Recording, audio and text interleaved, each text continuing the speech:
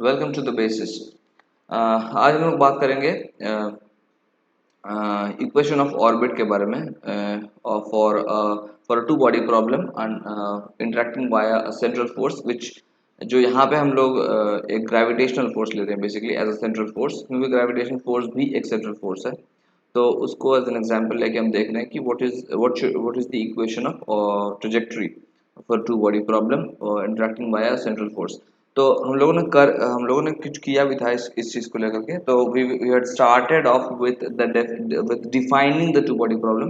पहले हम लोगों ने डिफाइन किया था कि टू बॉडी प्रॉब्लम क्या होता है, basically what are the two bodies. तो यहाँ पे दो बॉडीज हमारे पास M1 M2, इसके बीच का सेपरेशन डिस्टेंस है R बेसिकली, ठीक है।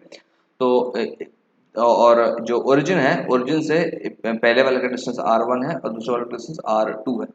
तो जो अभी जो हमारे जिस फ्रेम में हम हैं, इस अभी जिस फ्रेम पे बैठ के हम बात कर रहे हैं, उस फ्रेम में जो दो बॉडीज है उसका जो दो डिस्टेंसेस है R1 और R2, ये दोनों वेरिएबल्स है, ठीक है। तो बेसिकली जो इक्वेशन ऑफ मोशन मिलेगा हम लोग को वो R1 और R2 में मिलेगा, ठीक है। This we had already seen कि R1 R2 में इक्वेशंस मिलेगा, इन दोनों को सॉल्व करना पड़ेगा। These two coupled differential equations has to be solved for R1 and R2, जिससे कि हमें R1 और R2 का टाइम डिपेंडेंस मिल जाएगा। एक तरह से हमें ट्रेजेक्टरी मिल जाएगा दोनों पार्टिकल्स का, ठीक है, इन लेबोरेटरी फ्रेम। पर ये टू बॉडी मोशन है और इस टू बॉडी मोशन में जो इक्वेशंस आता है, दो इक्वेशंस आता है, वो कपल्ड होता है इस तरीके से। This coupled differential equation is not very easy to solve. इसको सॉल्व किया नहीं जा सकता फॉर एनी फोर्स, ठीक है। अब कोई भी आर्बिट्री फोर्स के लिए इसको सॉल्व किया नहीं जा सकता। फॉर सेंट्रल फोर्स ऑल्सो हम इसको जिस तरीके से सॉल्व करते हैं, एक्चुअली वो इस तरह से करते हैं कि हम इस फ्रेम में सॉल्व नहीं करते हैं इस चीज़ को, इस लेबोरेटरी फ्रेम में सॉल्व नहीं करते हैं। हम क्या करते हैं सबसे पहले कि फ्रेम को चेंज करके सेंटर ऑफ मास फ्रेम में लेके जाते हैं। मतलब ये कि हम अब लेबोरेटरी फ्रेम में ना बैठ के सेंटर ऑफ मास जो मान लो यहाँ पे है ना, इन दोनों बॉडीज का जो line joining of the bodies है उसके कहीं पे लाई कर रहा है सेंटर ऑफ मास। ये सेंटर ऑफ मास है, या ये सेंटर ऑफ मास फ्रेम में जाता है। मतलब ये एक कोऑर्डिनेट सिस्टम जो इस सेंटर ऑफ मास फ्रेम से पास हो रहा होगा। मतलब एक दूसरे तरीके से आप ये कह सकते हो कि जो सेंटर ऑफ मास है आपका, वो now is your new origin. Centre of मास पे हम ओरिजिन को शिफ्ट करेंगे, ओरिजिन को शिफ्ट करके हम सेंटर ऑफ मास पे लेके जाएंगे, और अब सेंटर ऑफ मास पे बैठ के हम सिस्टम को देखेंगे। मतलब ये है कि सेंटर ऑफ मास पे बैठ के हम M1 को देख रहे हैं, सेंटर ऑफ मास पे बैठ के हम M2 को देख रहे हैं, ठीक है। तो अगर अगर हम ऐसा करते हैं तो हमारे पास दो तरह के जनरलाइज्ड कोऑर्डिनेट्स की अगर बात करते हैं तो दो तरह का कोऑर्डिनेट, क्योंकि यहाँ पे भी दो कोऑर्डिनेट्स था R1 और R2। जब हम फ्रेम ट्रांसफॉर्मेशन करेंगे तब भी हमारे पास दो कोऑर्डिनेट्स होना चाहिए, इंडिपेंडेंट कोऑर्डिनेट्स। तो जो दो कोऑर्डिनेट्स होता है वो कौन कौन सा होता है उस फ्रेम में जाने के बाद? एक तो सेंटर ऑफ मास का कोऑर्डिनेट अपना, एक सेंटर ऑफ मास का अपना कोऑर्डिनेट कि उसका कोऑर्डिनेट किस तरह से वेरी कर रहा है, ठीक है। वो क्या बताता है? ओवरऑल मोशन बताता है सिस्टम का। सिस्टम का सेंटर ऑफ मास का जो मोशन होगा वो क्या बताएगा? और सिस्टम का ओवरऑल मोशन, ठीक है। वो एक कोऑर्डिनेट हो। दूसरा कोऑर्डिनेट क्या हुआ? दूसरा कोऑर्डिनेट क्या होगा अगर आप देखोगे सही से, तो दूसरा कोऑर्डिनेट जो होगा वो सेपरेशन डिस्टेंस होगा, R1 माइनस R2, ठीक है। This is the separation distance between the two bodies. मतलब ये कि सेंटर ऑफ मास पे बैठ के हम अब क्या कर रहे हैं? अब दोनों बॉडीज को अलग अलग देख नहीं रहे, अब हम क्या कर रहे हैं? दोनों बॉडी के बीच का सेपरेशन डिस्टेंस को देख रहे हैं, और हम ये देख रहे हैं कि टाइम बीतने के साथ साथ वो सेपरेशन डिस्टेंस में किस तरह का चेंजेस आ रहा है। ये जो सेपरेशन डिस्टेंस R है बेसिकली, इसमें कैसा चेंज आ रहा है, ठीक है। That is our motive basically. तो हम करते भी यही है, सेंटर ऑफ मास फ्रेम में जाते हैं लेके, और सेंटर ऑफ मास फ्रेम में जाकर के इस आर में एक इक्वेशन, आर का एक इक्वेशन निकालते हैं न्यूटन्स लॉ ऑफ इक्वेशन के थ्रू, और RCM का एक इक्वेशन निकालते हैं न्यूटन्स लॉ के थ्रू, ठीक है।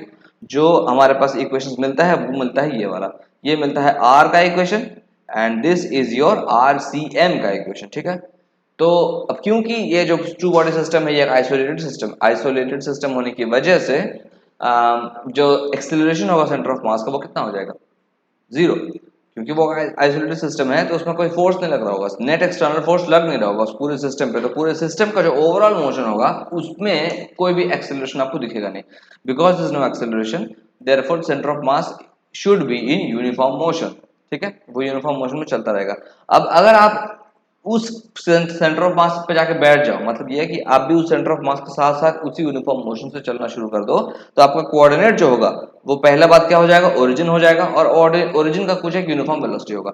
अब उस यूनिफॉर्म वेलोसिटी मतलब उस ओरिजिन पे बैठ के, सेंटर ऑफ मास पे बैठ के अगर आप सेपरेशन डिस्टेंस को देखो, सिर्फ सेपरेशन डिस्टेंस को, अब दोनों मास को अलग अलग नहीं देख रहे हैं, सिर्फ सेपरेशन डिस्टेंस को देख रहे हैं, ठीक है। तो उस सेपरेशन डिस्टेंस को जो इक्वेशन आता है, जो उस सेपरेशन डिस्टेंस के बारे में बताता है, हमें उसके एवोल्यूशन के बारे में बताता है, वो है ये इक्वेशन, ठीक है। जब हम इसको भी आगे जाकर के प्रोसेस करते हैं by transforming to polar coordinates, ठीक है, by transforming to polar coordinates, क्यों? क्योंकि हमारे पास आर वेरिएबल क्या है, आर, तो आर बेसिकली एक रेडियल कोऑर्डिनेट के रूप में हम मान सकते हैं, दैट उसको अगर रेडियल कोऑर्डिनेट के रूप में मानते हैं हम, तो और एक जो कोऑर्डिनेट होगा आपका वो नेचुरली क्या हो जाएगा, थीटा, आर के साथ थीटा आता है हमेशा। तो देयरफॉर जो प्लेन पोलर कोऑर्डिनेट्स में जब हम ट्रांसफॉर्म करके लेके जाते हैं तो हमारे पास ये दोनों इक्वेशंस मिलता है, ठीक है। तो इन दोनों इक्वेशंस को वापस से हम जब और सिंप्लीफाई करते हैं बाई थीटा डॉट वगैरह का टर्म डाल करके, वो कहाँ से मिलेगा हमें, एंगुलर मोमेंटम से मिलता है। एंगुलर मोमेंटम के थ्रू हमें थीटा डॉट का वैल्यू मिलेगा, और जब उसको रिप्लेस करेंगे हम, तो फाइनली हमारे पास जो आता है, फाइनल जो हमारे पास निकल के आता है इक्वेशन, वो आता है ये वाला, mu r double dot equal to l square by mu r cube plus f r, ठीक है। ये आता है differential equation, this is second order differential equation. आप इसको सॉल्व कर सकते हो, और सॉल्व करके आपको क्या मिल जाएगा, r as a function of time मिल जाएगा। तो r as a function of time हमें एक्चुअली चाहिए नहीं होता है, क्यों? क्योंकि r as a function of time निकाल के मेरा कुछ फायदा नहीं होने वाला है। मेरे को चाहिए क्या, मेरे को चाहिए ट्रेजेक्टरी का इक्वेशन। ट्रेजेक्टरी का इक्वेशन क्या होता है, ट्रेजेक्टरी का इक्वेशन जैसे मान लो कि ट्रेजेक्टरी इक्वेशन क्या होता है, एक सर्कल, मान लो कि हमें ट्रेजेक्टरी का इक्वेशन मतलब ये है कि हमें पता चलना चाहिए कि किस बॉडी जो है टू बॉडी मोशन में किस कर्व के अलोंग मूव कर रहा है। तो किस कर्व के अलोंग मूव कर रहा है ये तब ना पता चलेगा जब हम कर्व का इक्वेशन निकालेंगे। तो कर्व का इक्वेशन में कहीं टाइम नहीं होता है ना, टाइम तो एक पैरामीटर है, उसको हमको एलिमिनेट करना पड़ेगा बेसिकली। तो हम जो चाहते हैं वो बेसिकली चाहते हैं, अगर हम प्लेन पोलर कोऑर्डिनेट्स की बात करें तो हम चाहेंगे कि हमें जो इक्वेशन मिले वो आर और थीटा के बीच में इक्वेशन मिले। अगर हम कार्टेशियन फ्रेम की बात करते हैं तो हम चाहेंगे कि मेरे को जो इक्वेशन मिले वो एक्स और वाई में मिले, है ना, टाइम ना हो वहां पे कहीं पे भी, मेरे को शेप चाहिए बेसिकली ट्रेजेक्टरी का। तो हम करते हैं उसके लिए यही है कि इस इक्वेशन को सॉल्व करते हैं, but not for r in terms of t, but for r in terms of theta. मतलब ये कि कुछ हमने देखा था कि एक तरीका ये है कि इस डिफरेंशियल इक्वेशन को हम बेसिकली ट्रांसफॉर्म कर दें to a differential equation which where r is a function of theta. तो उसके लिए हम कुछ सब्स्टिट्यूशंस वगैरह करते हैं, ये ऑलरेडी हमने देख लिए थे ऑलरेडी हम लोगों ने, कि अल्टीमेटली सब कुछ करने के बाद जो हमारे पास इक्वेशन ऑफ ऑर्बिट मिलता है वो मिलता है this one, and this we know is the general equation for a general or standard form of a conic section, ठीक है, इन प्लेन पोलर कोऑर्डिनेट्स, जहां पे जो एप्सिलॉन है वो होता है eccentricity of the conic section. Okay, तो ये हमने देख लिया था ऑलरेडी, ये देख लिया था। एंड वी आल्सो नो कि ये जो एक्सेंट्रिसिटी है, ये जो इसका वैल्यू जो है वो डिपेंड करता है बॉडी के एनर्जी, मतलब सिस्टम के एनर्जी पे। ओके, सिस्टम का एनर्जी को चेंज करेंगे तो एक्सेंट्रिसिटी भी चेंज हो जाएगा, मतलब ये एनर्जी को चेंज करेंगे तो हमारा ट्रेजेक्टरी चेंज हो जाएगा, बिकॉज एक्सेंट्रिसिटी चेंज हो रहा है। अब ये एक मेथड हम लोग देख लिया था, अब आज क्या करेंगे, दूसरा मेथड देखेंगे इसी सेम चीज का। ओके, तो दूसरा मेथड में क्या करने वाले हैं हम लोग, सिंपल, इससे जो हमने अभी किया था उससे सिंपलर मेथड है ये। उसमें क्या करेंगे हम लोग, बेसिकली एनर्जी इक्वेशन का यूज करेंगे। इस एनर्जी इक्वेशन से हम क्या करेंगे, पहले आर डॉट निकाल लेंगे। आर इसी इसी इक्वेशन के हम मतलब एक साइड से दूसरी साइड जब ले जाएंगे, ले जाने के बाद हम अल्टीमेटली आर डॉट निकाल सकते हैं इन टर्म्स ऑफ आर, ठीक है। और थीटा डॉट ऑलरेडी है हमारे पास, L by mu r square. अब क्या करेंगे, मेरे को चाहिए क्या, मेरे को चाहिए r in terms of theta. मतलब क्या करना है, मेरे को टाइम को एलिमिनेट करना है, लेकिन इस इक्वेशन में टाइम है कहाँ पे, डी आर डी टी, यहाँ पे भी टाइम है, डी थीटा डी टी। तो उसको एलिमिनेट करने के लिए क्या करना पड़ेगा, हमको डिवाइड करना पड़ेगा इक्वेशन को। तो जब डिवाइड करेंगे तो अल्टीमेटली हमारे पास क्या आ जाएगा, d theta by d r equal to l by this, ठीक है, ये आ गया। अब क्या करना है, सिंपली कुछ नहीं करना है, इंटीग्रेट कर देना है इसको। इसको इंटीग्रेट जब करेंगे तो ऑब्वियसली क्या आएगा, एक इंटीग्रेशन कांस्टेंट, वो है theta naught. Theta naught is integration constant, ठीक है।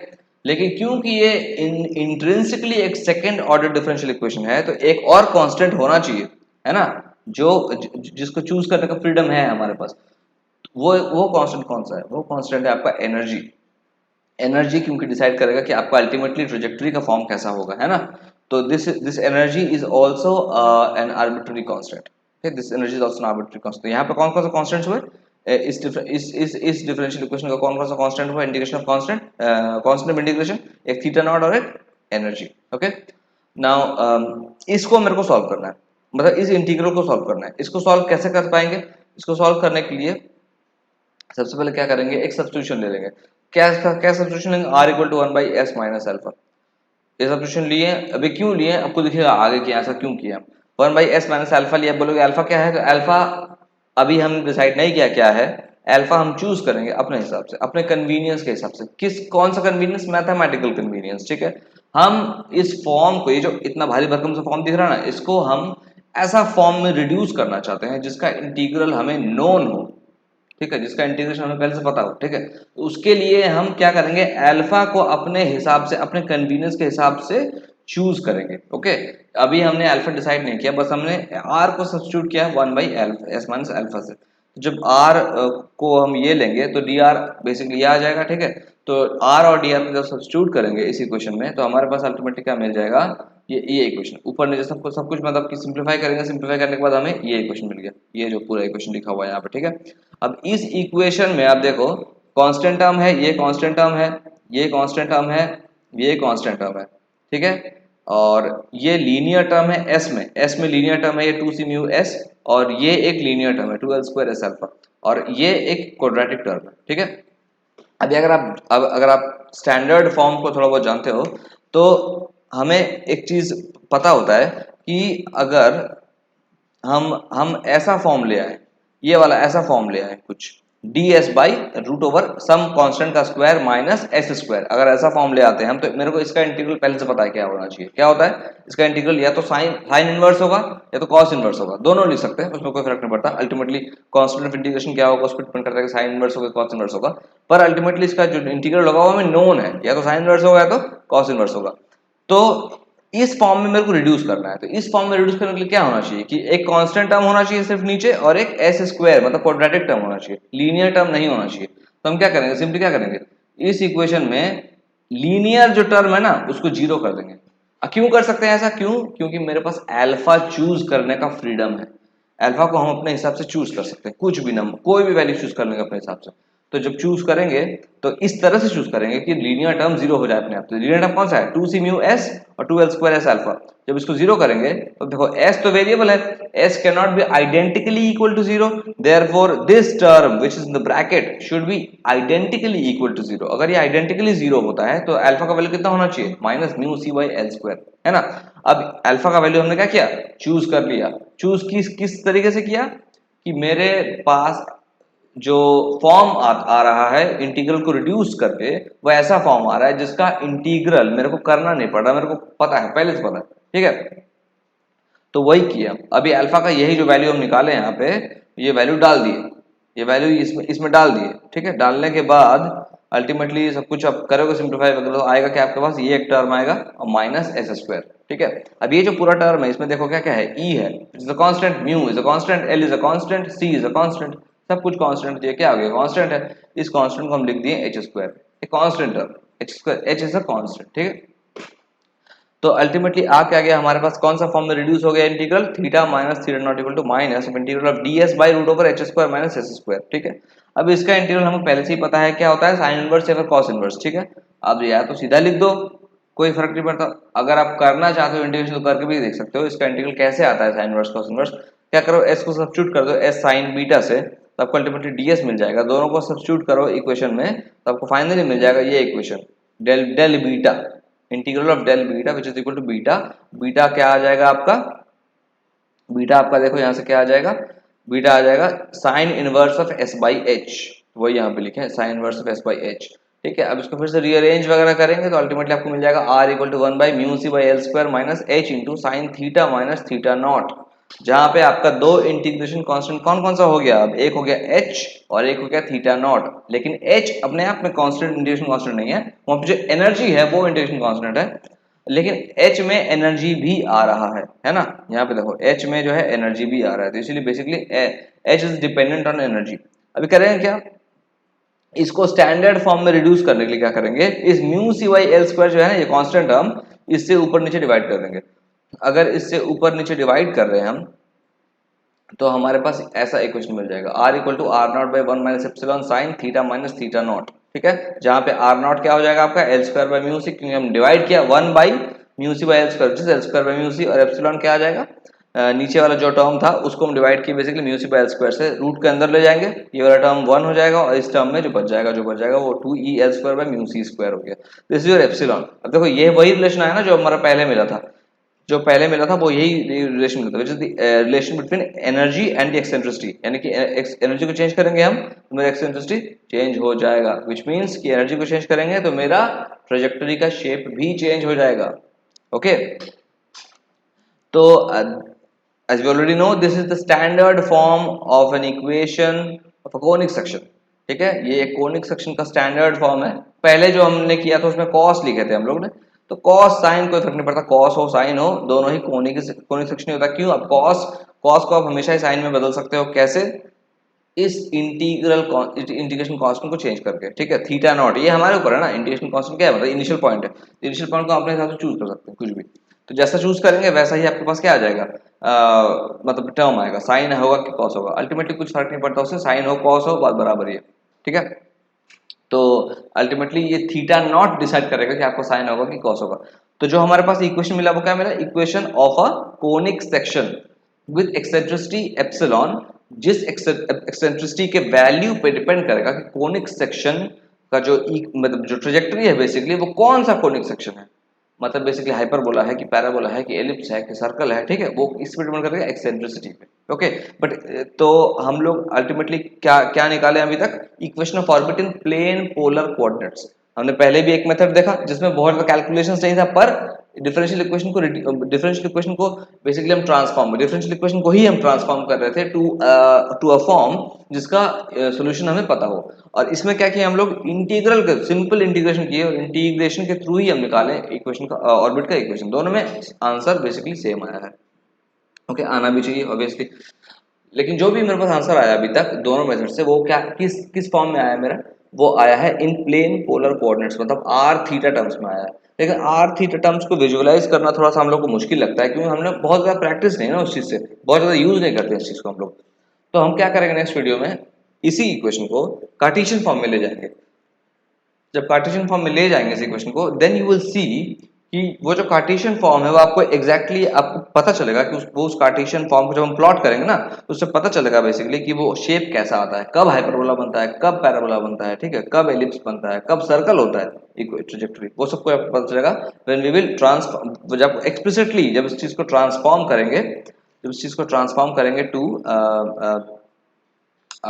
what you can say the Cartesian system, coordinate system। ठीक है, वो हम नेक्स्ट क्लास में देखेंगे। So that's it for this video।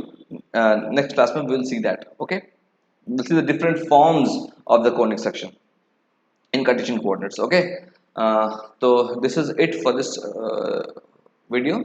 Thank you for watching and see you in the next one।